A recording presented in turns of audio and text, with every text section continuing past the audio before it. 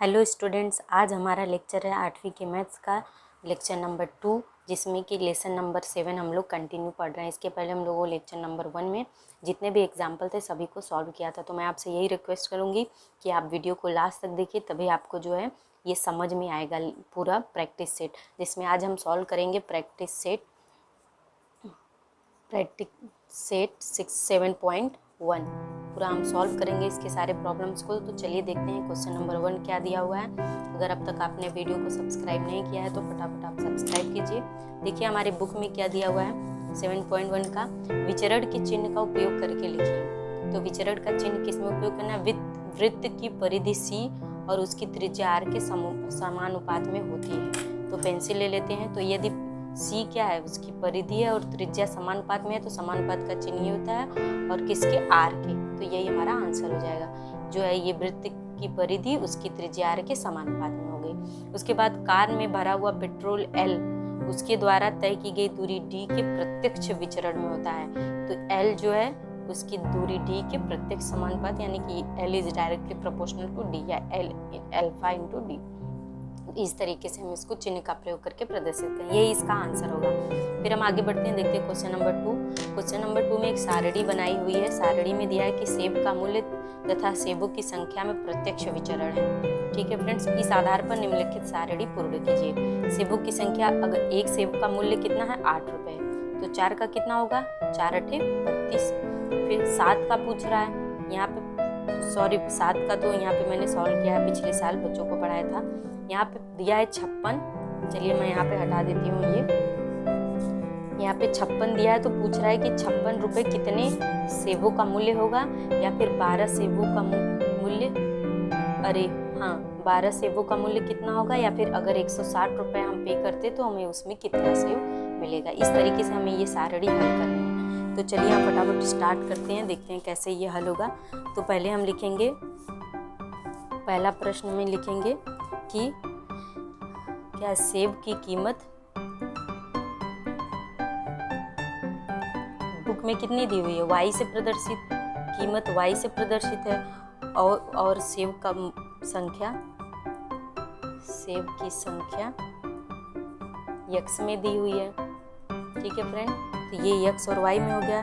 तो हमें पता है इसमें क्या है, प्रत्यक्ष विचरण है, तो Y is directly proportional to X। तो इसको हम और सिंप्लीफाई करेंगे, तो इसलिए क्या हो जाएगा? Y is equal to K into X। ये हमारा क्या हो गया? विचरण का स्थिरांक, जहाँ पे K क्या है? विचरण का स्थिरांक हो गया। ठीक है फ्रेंड, इस तरीके से हो जाएगा। अब हमें क्या करना है, इसी का प्रयोग करके जो है सारे प्रॉब्लम को सॉल्व करना है। तो पहले में क्या दिया हुआ है, यहाँ पे देख सकते हैं आप। पहले में दिया हुआ है कि सेबों की संख्या X, एक सेब 8 में है। तो यहाँ पे X बराबर कितना हो गया?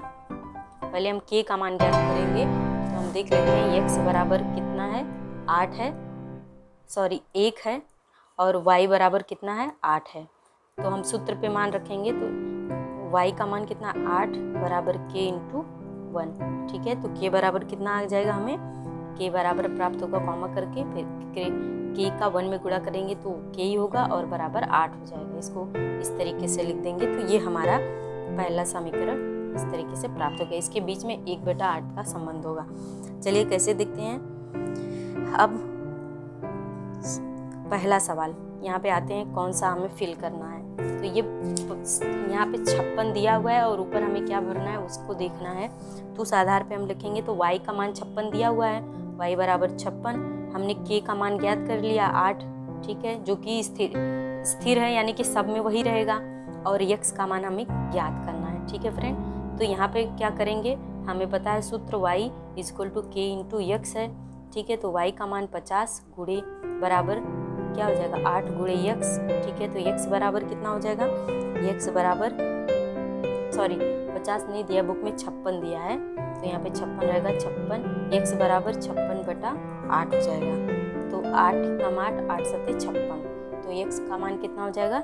7 हो जाएगा। तो यहाँ पे क्या भर देंगे, फिल करेंगे, मैंने भरा भी था, 7 हो जाएगा। ठीक है फ्रेंड, अब दूसरे प्रॉब्लम पे आते हैं। दिया हुआ है दूसरे प्रॉब्लम में क्या दिया है?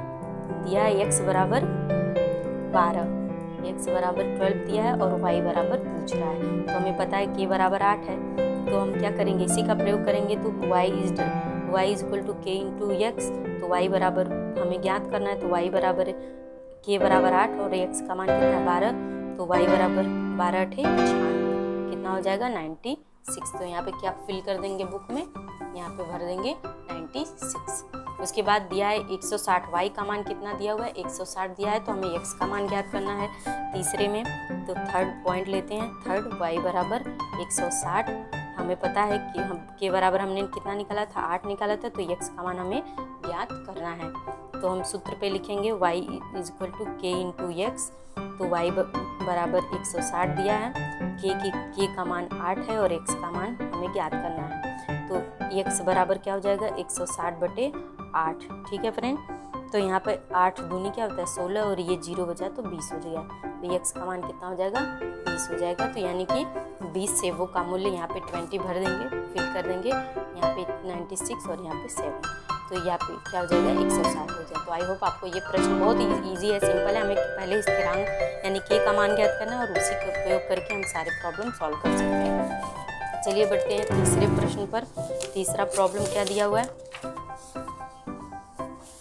Question number 3।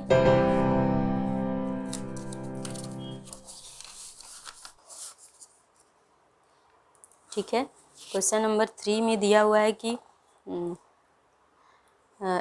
m directly proportional to n और m बराबर 154 हो तो n बराबर 7 हो तो n बराबर 14 हो तो m का मान ज्ञात कीजिए। ठीक है फ्रेंड, तो हमें पहले क्या करना है, m दिया, m सवाल से m is directly proportional to n, तो हम इसको विचरण में परिवर्तित करेंगे। तो m इज इक्वल टू के इंटू n, जहाँ पे क्या हो जाएगा विचरण का स्थिरांक, k क्या है विचरण का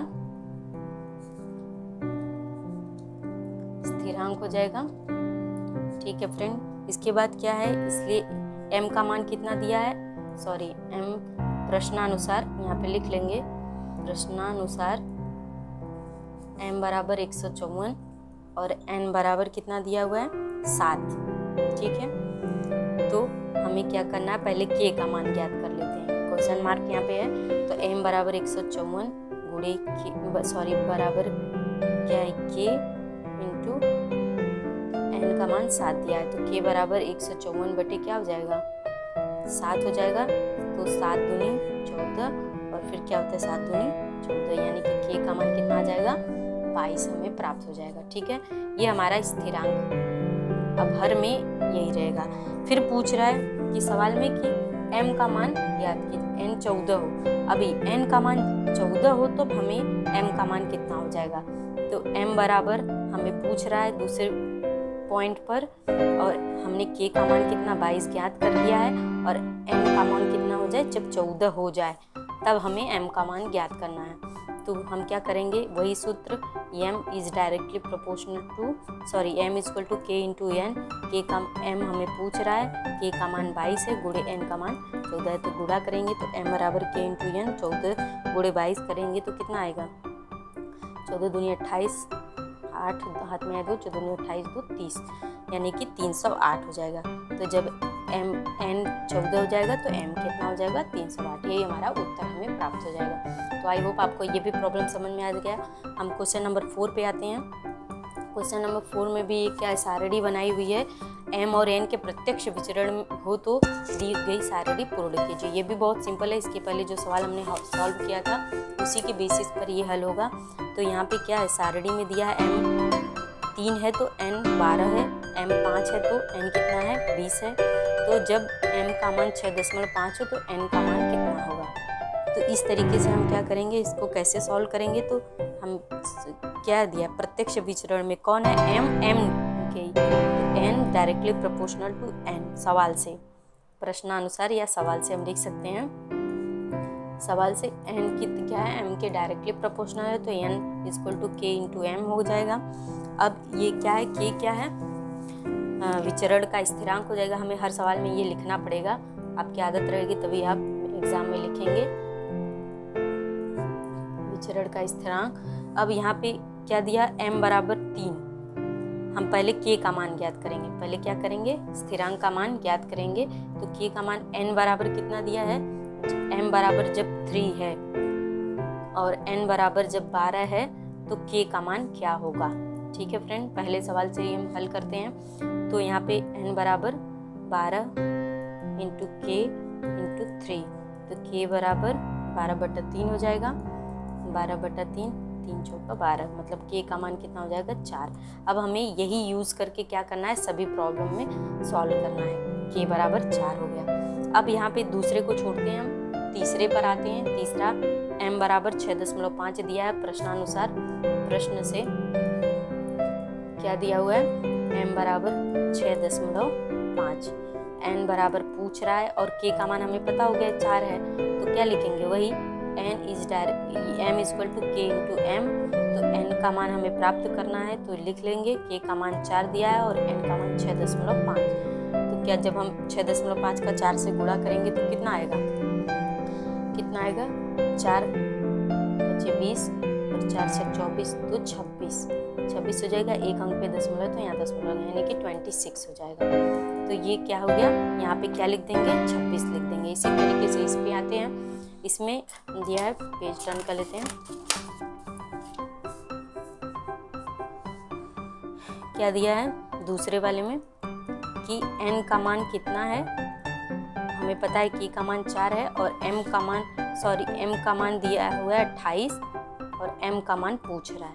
ठीक है, तो हमें पता है n बराबर k इंटू m, m का मान पूछ रहा है, n का मान 28 दिया हुआ है, k का मान 4 होता है m, तो m बराबर क्या हो जाएगा, m बराबर 28/4 हो जाएगा। तो 4 सत्ते 28, तो m बराबर कितना हो जाएगा, 7 हो जाएगा। यही हमारा आंसर होगा। तो यहाँ पे क्या भरेंगे, 7 भरेंगे, फिल करना होगा सारणी में। फिर हम आते हैं लास्ट पे। यहाँ पर क्या दिया हुआ है, m बराबर 125, प्रश्न से 1.25 दिया है। n का मान क्या पूछ रहा है और k का मान हमें पता है 4 है, जो कि स्थिर है। आपको दिख नहीं रहा है, यहाँ पे m का मान 1.25, n का मान पूछ रहा है, k का मान 4 होता है। तो वही सूत्र n equal to k into m, तो n बराबर 4 गुणे क्या हो जाएगा, 1.25। तो जब हम इसका गुणा करेंगे तो हमें क्या प्राप्त होगा, 1.25 का जब हम 4 से गुणा करेंगे तो 5.00, ये हमारा उत्तर प्राप्त होगा। तो इस तरीके से हम क्या करेंगे, सारणी में इसका मान भर देंगे। यहाँ पे कितना हो जाएगा, 5 हो जाएगा, यहाँ पे 7 हो जाएगा और इस तरीके से यहाँ पे क्या होगा, 26 हो जाएगा। हम अपना क्या करेंगे, उत्तर लिख लेंगे। तो आई होप आपको ये भी सवाल समझ में आ गया होगा। अब हम आते हैं 5वें सवाल पर। कितना दिया है, 5 सवाल। 5वें सवाल में क्या दिया हुआ है, क्वेश्चन नंबर 5 पर कि x y के वर्गमूल के प्रत्यक्ष विचरण में वर्गमूल के, तो प्रश्नानुसार पहले हम प्रश्नानुसार x y से बदलता है। जब x बराबर 16 तब y बराबर 24, तो विचरण का अचरांक ज्ञात कीजिए तथा विचरण का समीकरण। पहले हमें क्या करना होगा, विचरण का समीकरण। तो हम क्या करेंगे, तो लिखा है y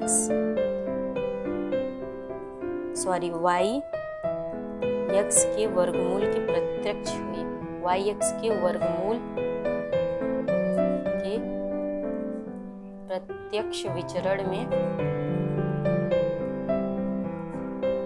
बदलता है। क्या होता है, प्रत्यक्ष विचरण में बदलता है। ठीक है, तो हम सूत्र लिखेंगे कि y इज डायरेक्टली वर्गमूल के है, तो x का क्या हो जाएगा, वर्गमूल हो जाएगा। y is directly proportional to root x हो जाएगा। तो जब यहाँ पे y हटाएंगे तो इसलिए y is equal to k into root x। ठीक है फ्रेंड, जहाँ पे क्या है, k क्या विचरण का स्थिरांक है। ठीक है फ्रेंड, इतना समझ में आ गया। आगे बढ़ते हैं। सवाल में दिया हुआ है x बराबर 16 और y बराबर कितना दिया हुआ है, 24। तो समीकरण, मान लीजिए ये पहला समीकरण हमारा हो गया, तो समीकरण 1 से, ठीक है फ्रेंड, समीकरण 1 से कितना हो जाएगा, y बराबर कितना है, 24 बराबर k इंटू ब्रैकेट रूट 16। तो k बराबर क्या हो जाएगा,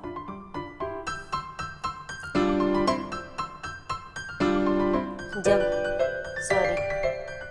हम इस तरीके से 24 बराबर के, और ये जब समीकरण से निकलेगा तो कितना हो जाएगा 4, वर्गमूल से निकलेगा तो 4 हो जाएगा, क्योंकि 4 चौका 16 होता है। तो यहाँ पे गुणे का चिन्ह है, तो के बराबर क्या हो जाएगा 24/4।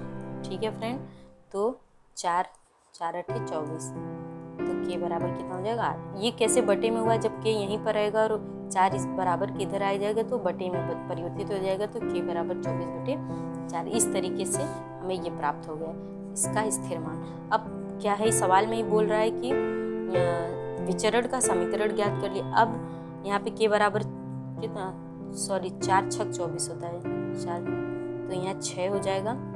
ठीक है, उसके बाद हम क्या करेंगे, समीकरण 1 से, समीकरण में इसका मान रखेंगे 1 से, तो क्या हो जाएगा y बराबर कितना है, k का मान 6 आया है और ब्रैकेट में x। ये हमारा समीकरण ज्ञात करेंगे। सवाल में पूछा है कि समीकरण भी ज्ञात कीजिए, तो समीकरण हो जाएगा, तो ये हमारा उत्तर हो जाएगा। तो आई होप आपको ये भी सवाल समझ में आया। अब हम आते हैं इसी में इसके लास्ट प्रॉब्लम पर। आखिरी सवाल क्या दिया हुआ है उसे ध्यान से पढ़ते हैं, सॉल्व करते हैं। दिया है सोयाबीन की फसल निकालने के लिए 4 मजदूरों को 1000 मजदूरी देनी पड़ती है। ठीक है फ्रेंड, यदि मजदूरी और मजदूरों की संख्या में प्रत्यक्ष विचरण हो तो 17 मजदूरों को कितनी मजदूरी देनी पड़ेगी। तो हम क्या करेंगे, मान लीजिए मजदूरों की संख्या क्वेश्चन नंबर 6 में माना, ठीक है, हम लिखते हैं माना मजदूरों की संख्या क्या है, संख्या x है। ठीक है, और क्या हो गया, और मजदूरों की मजदूरी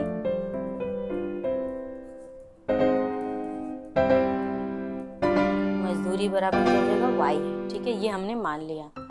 अब इसमें क्या है, इन दोनों में प्रत्यक्ष विचरण है, तो क्या हो जाएगा y is directly proportional to x। किसमें प्रत्यक्ष विचरण है, मजदूरी और मजदूरों की संख्या में। तो मजदूरी y माना है और मजदूरों की संख्या x माना है, तो मजदूरी और मजदूरों में प्रत्यक्ष विचरण है, तो y is directly proportional to x, तो y equal to k into x हो जाएगा। ये हमारा क्या हो गया, हमें समीकरण मिल गया, जहाँ k क्या है, जहाँ k बराबर विचरण का स्थिरांक है,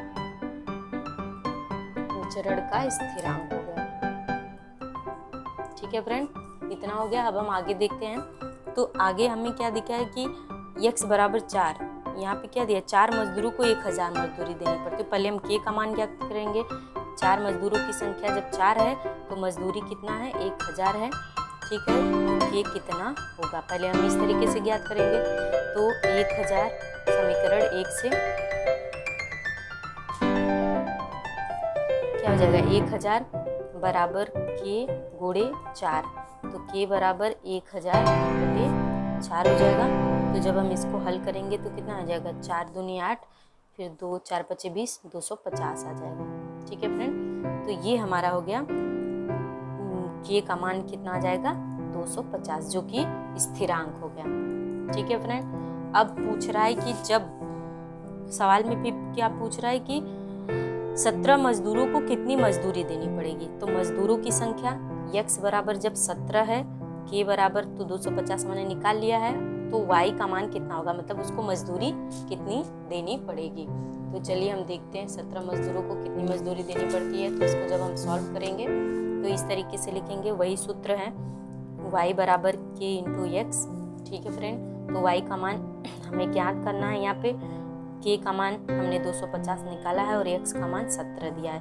तो y बराबर 250 गुणे जब हम 17 करेंगे तो 17 में 250 का गुणा करने पर आएगा 4250, यानी कि 17 मजदूरों को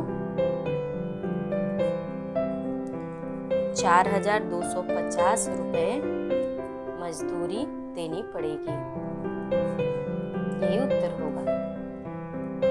तो फ्रेंड, आई होप आपको ये पूरा प्रैक्टिस सेट समझ में आ गया होगा। मैंने जो है सारे एक एक प्रॉब्लम उठा के आपको सॉल्व किया है। तो अगर आपको समझ में आया है तो वीडियो को लाइक कीजिए और चैनल को सब्सक्राइब करना बिल्कुल मत भूलिएगा। हम नेक्स्ट जो है लेक्चर में पढ़ेंगे कि अप्रत्यक्ष विचरण यानी कि इनवर्स वेरिएशंस क्या होते हैं और उसका सूत्र क्या होता है और उस पर आधारित उदाहरण और उसका प्रैक्टिस सेट जो भी नेक्स्ट प्रॉब्लम्स होंगे उसको